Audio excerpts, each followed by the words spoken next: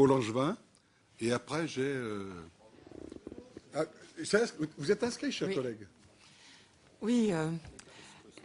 Monsieur le Président, Monsieur Ramadan, ce que je voudrais dire, c'est que moi, je ne vous ai pas lu intégralement, évidemment, et je considère que je n'ai pas à sonder les reins et les cœurs. Donc, moi, je me contente d'entendre ce que vous dites. Et je considère qu'il y a eu, dans vos propos, un certain nombre d'éléments qui me semblent intéressants pour faire avancer le débat.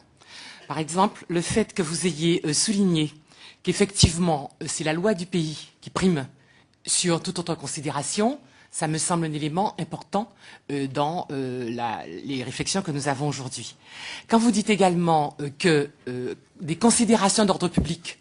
peuvent être importantes, et notamment de sécurité, peuvent être importantes pour que les personnes montrent leur visage, je pense que là encore, c'est un élément du débat qui n'est pas négligeable.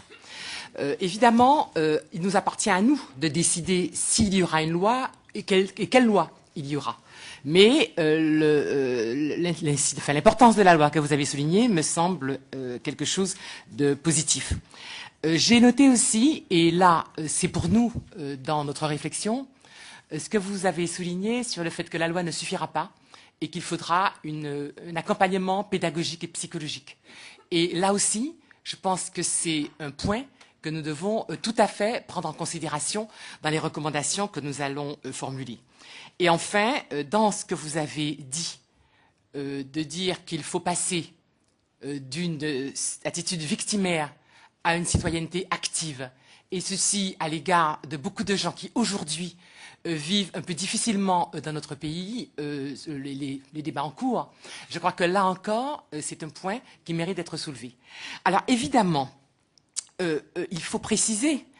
pour que ce soit vraiment évacué tout malentendu, que pour la plupart des députés qui sont dans cette mission, il est hors de question de stigmatiser en quoi que ce soit la confession musulmane et que, bien évidemment, nos concitoyens qui pratiquent la religion musulmane ont tout à fait, selon nous, le droit au respect de leurs convictions et de l'expression de leurs convictions. Donc, une fois qu'on a évacué ces faux débats, je pense qu'on peut, moi, ce que j'attendrais un peu de vous et ce que je pourrais solliciter, c'est que vous fassiez comprendre à tous ces gens pour qui votre parole a du poids, ce dont je ne doute pas, que vous leur fassiez comprendre que par ce type d'excès vestimentaire, qui peut-être, comme vous le dites, soulève ou exprime un mal-être, eh bien, ce que nous craignons,